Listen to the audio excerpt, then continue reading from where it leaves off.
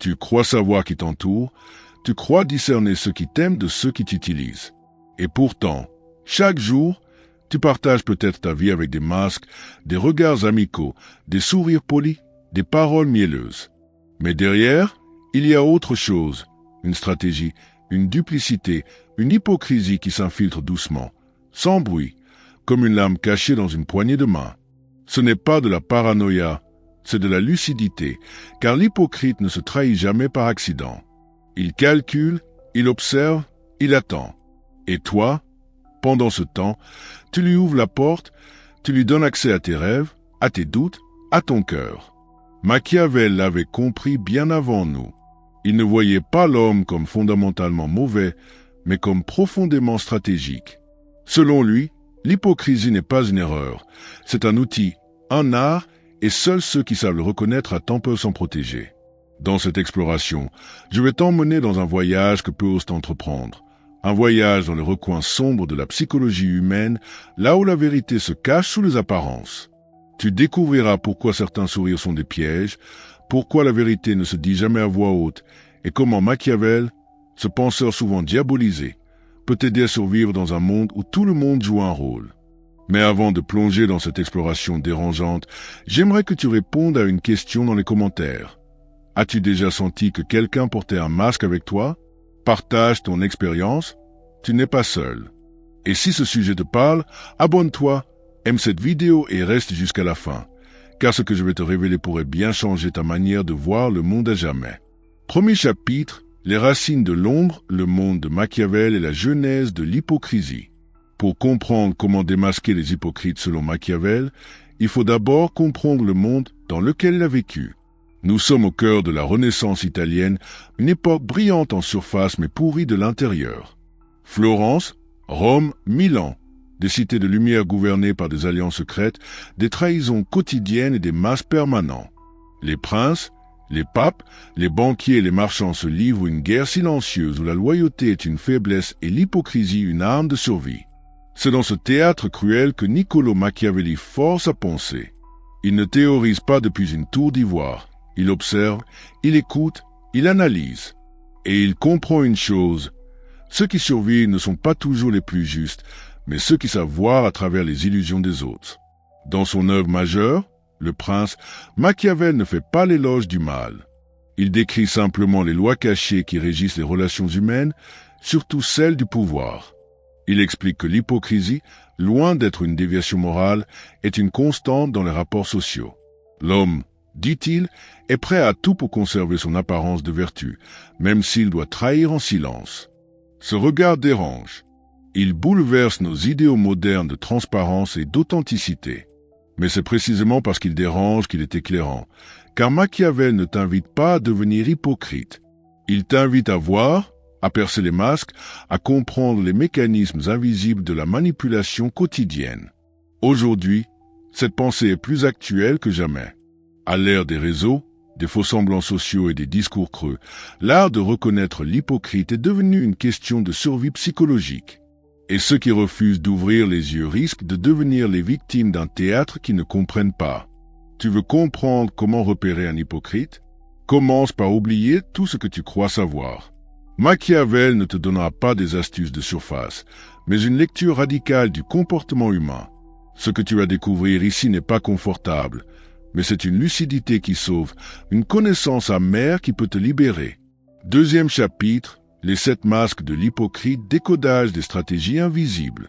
La première vérité que tu dois comprendre, c'est que l'hypocrite maîtrise parfaitement l'art de paraître bon. Il ne cherche pas à te manipuler par la force, il cherche à gagner ta confiance en imitant la vertu.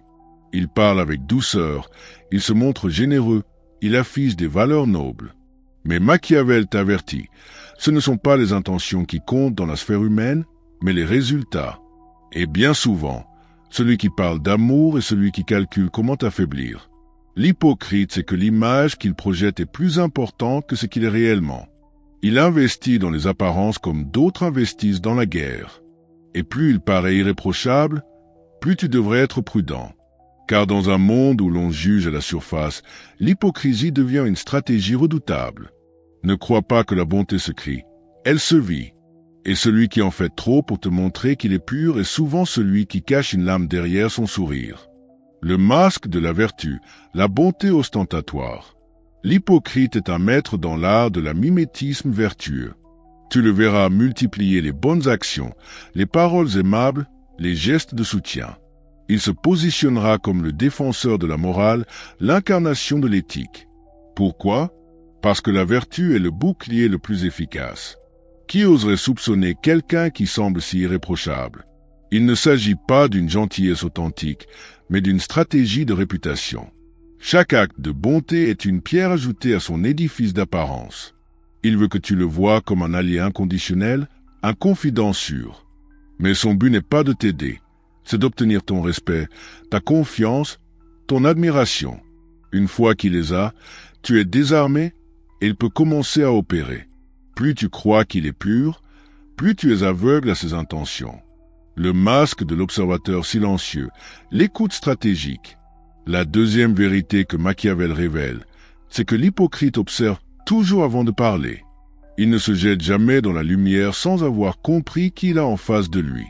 Il étudie ton langage corporel, tes failles émotionnelles, tes blessures passées. Il note ce qui t'émeut, ce qui te fait peur, ce que tu cherches à cacher. Et quand il s'adresse à toi, ce n'est jamais de manière neutre. Il parle à tes faiblesses, il adopte ton langage, il se synchronise avec tes valeurs.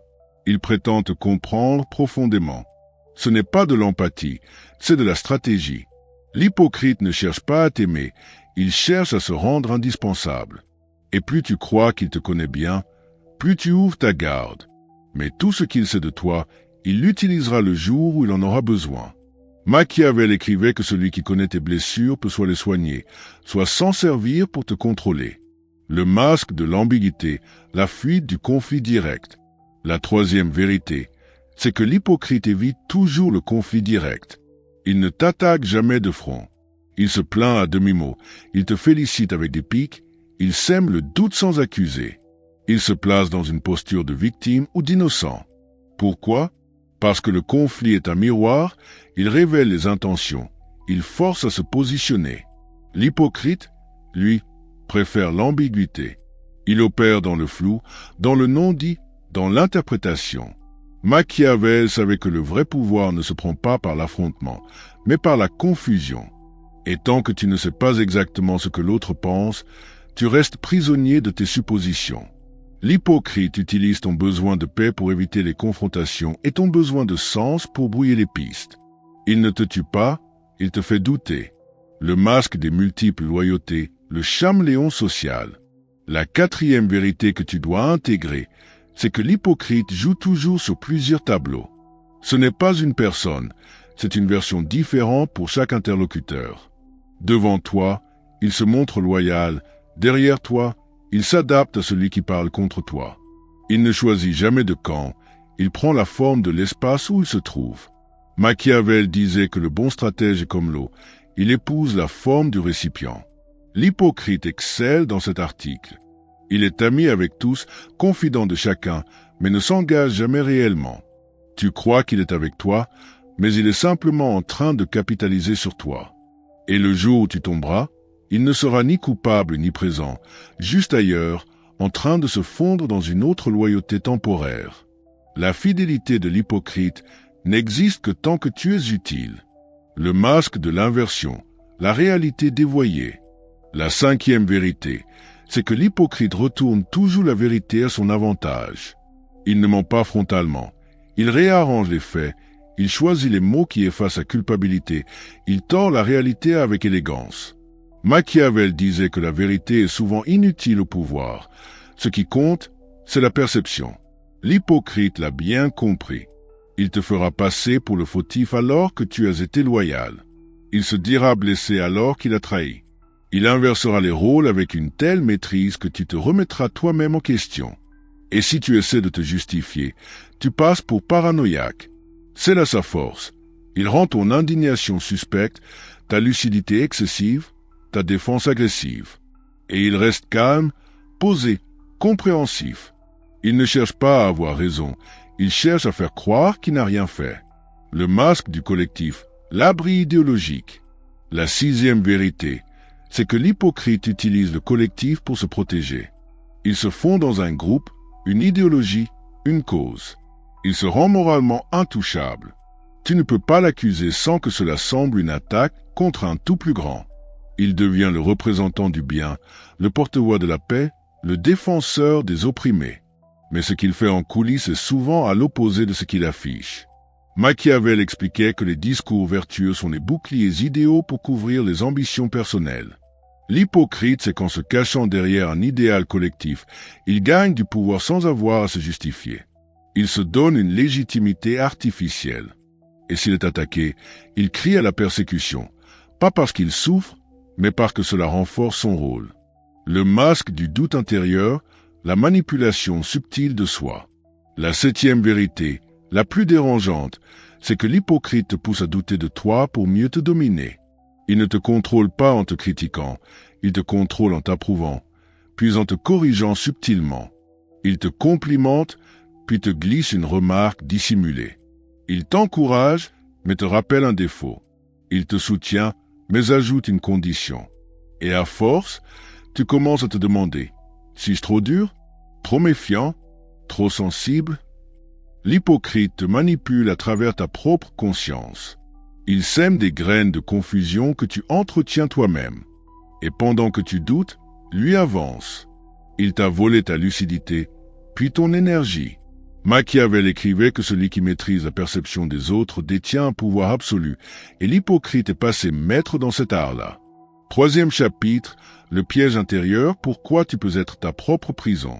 Ce que Machiavel nous enseigne, ce n'est pas seulement à repérer l'hypocrisie chez les autres, c'est à la reconnaître en nous. Et c'est là que tout devient plus inconfortable, plus profond, plus dérangeant. Car celui qui veut démasquer les hypocrites doit d'abord faire tomber le sien. Ton masque, celui que tu portes sans t'en rendre compte, celui que tu as fabriqué pour survivre, pour être aimé, pour être accepté. Et c'est là le piège le plus puissant de notre époque. On veut démasquer les autres, mais on vit dans un monde qui t'apprend à mentir dès l'enfance, à sourire quand tu veux crier, à t'excuser quand tu es en colère, à féliciter quand tu es jaloux, à t'adapter encore et encore jusqu'à oublier qui tu es. Machiavel ne prône pas la cruauté. Il montre que la nature humaine est gouvernée par des forces bien plus anciennes que nos idéaux modernes, le désir de sécurité, le besoin de reconnaissance, la peur du rejet. Tous ces éléments forment le terrain fertile de l'hypocrisie. Car l'être humain est prêt à renier ses valeurs pour conserver son image, prêt à trahir ses proches pour préserver sa réputation. Et ce mécanisme ne naît pas chez les criminels. Il naît chez les bien-pensants, ceux qui veulent faire le bien mais qui n'osent pas dire la vérité, ceux qui veulent plaire à tout le monde, même au prix de leur intégrité, ceux qui vivent pour être vus au lieu de vivre pour être vrais. L'hypocrisie moderne ne prend plus la forme d'un mensonge évident. Elle est subtile, polie, intelligente. Elle s'habille de bienveillance, de tolérance, d'écoute. Elle sait employer les bons mots, les bonnes postures, les bons gestes. Mais elle est toujours vide. Elle ne cherche pas à te libérer.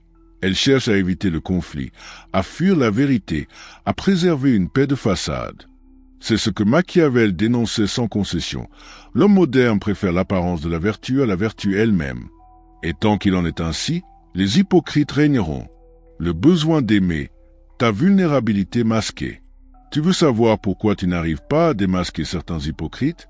Parce que tu as besoin d'eux. Tu veux leur reconnaissance, tu veux leur affection. Tu espères qu'ils changeront. Et cette espérance devient ta prison. Tu tolères l'ambiguïté, tu minimises les signaux, tu excuses les incohérences. Tu préfères maintenir la relation que d'affronter la dissonance. Et c'est précisément ce que l'hypocrite exploite. Il ne prend pas ton pouvoir par la force, il te le fait offrir toi-même. Machiavel écrivait que les peuples aiment plus celui qui les manipule habilement que celui qui leur dit la vérité brutalement. Ce paradoxe est aussi vrai dans les relations personnelles. L'intuition ignorée, quand le ressenti ne colère pas avec le rationnel. L'autre difficulté, c'est que l'hypocrisie ne se détecte pas uniquement dans les actions, elle se détecte dans la dissonance. Ce que la personne dit ne vibre pas avec ce qu'elle dégage. Ce qu'elle exprime ne colle pas avec ce que tu ressens. Mais comme notre époque valorise la forme plus que le fond, tu es entraîné à ignorer ton intuition. Tu es conditionné à croire celui qui parle bien, celui qui sourit, celui qui utilise les bons mots.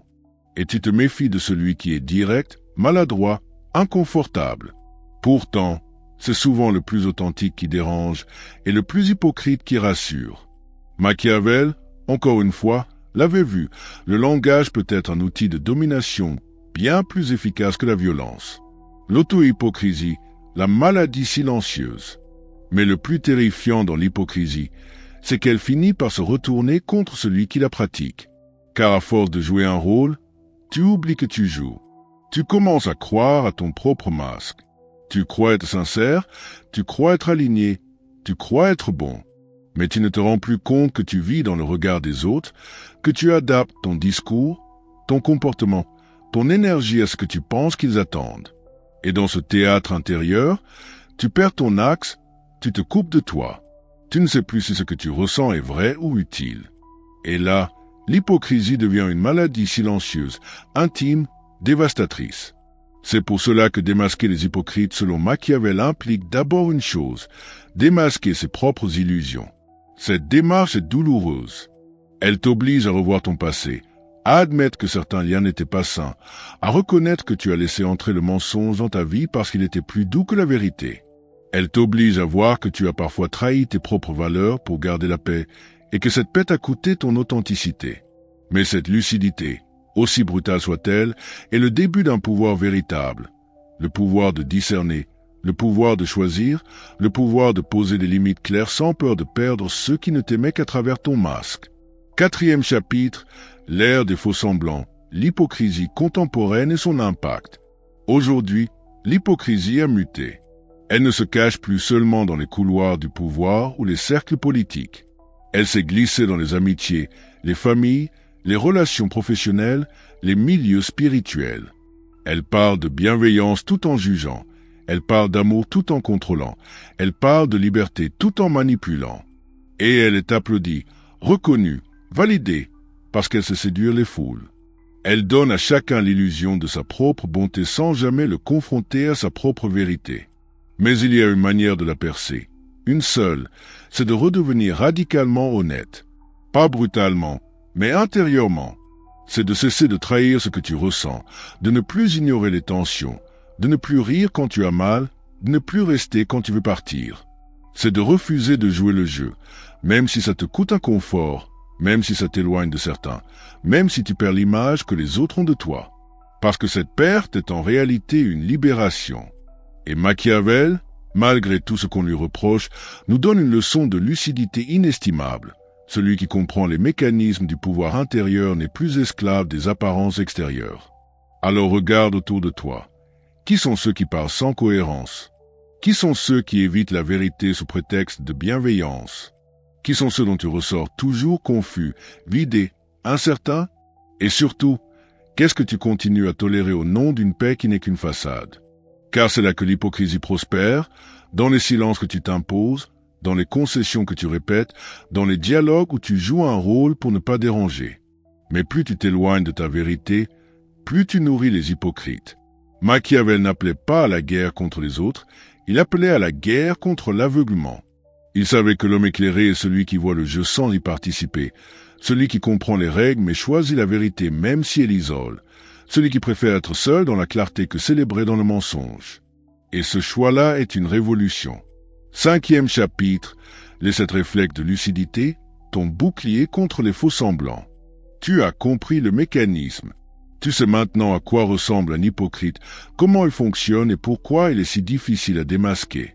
Mais cette compréhension doit se traduire en réflexes clairs, pas des concepts vagues, pas des idées flottantes, mais des postures, des gestes mentaux, des décisions précises.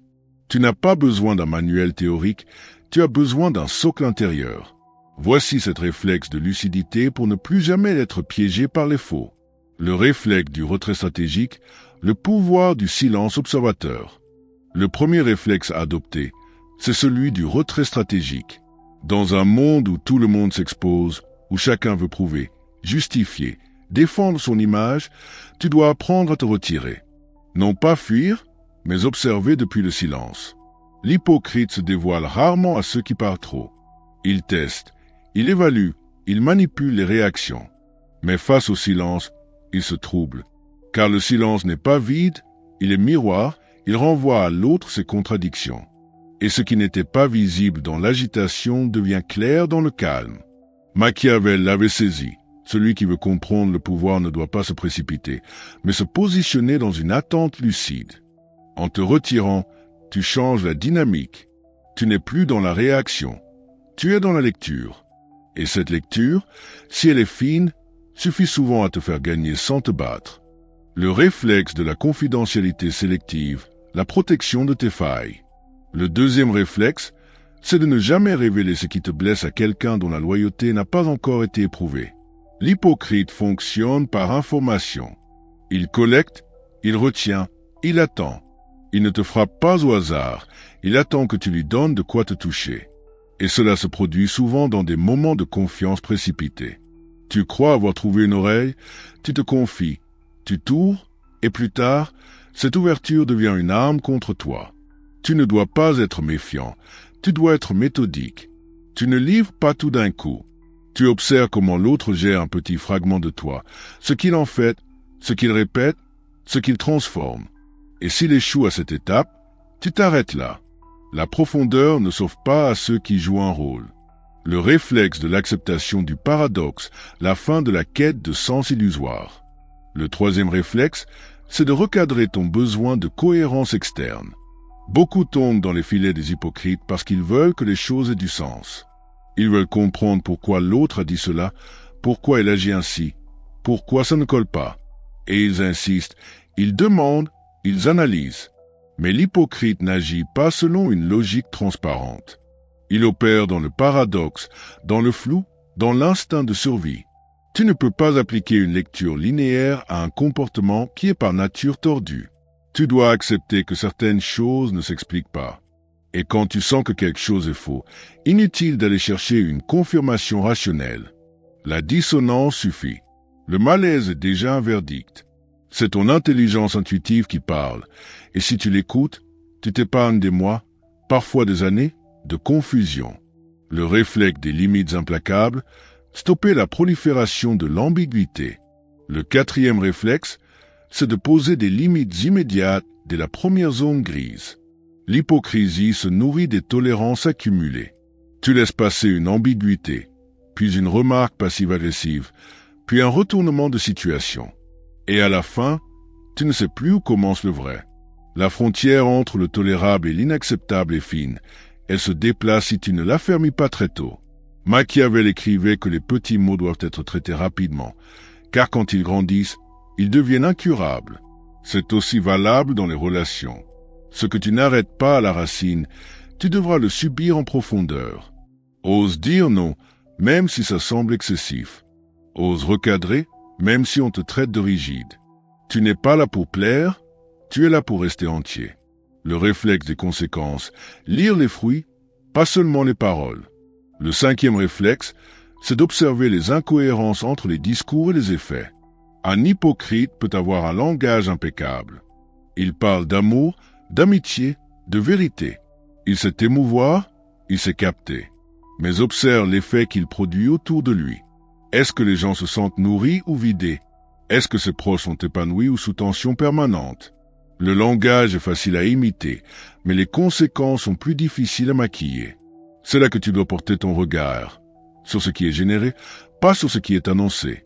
L'hypocrisie laisse des traces, pas forcément dans les mots, mais dans les dynamiques. Apprends à les lire. Ce sont les marques d'une énergie désalignée, et elles ne mentent jamais longtemps. Le réflexe de la solidité intérieure, cultiver la liberté d'être seul. Le sixième réflexe, c'est de reconstruire ta solidité intérieure pour ne plus craindre la solitude. Beaucoup vivent dans des cercles ambigus simplement parce qu'ils ne veulent pas être seuls.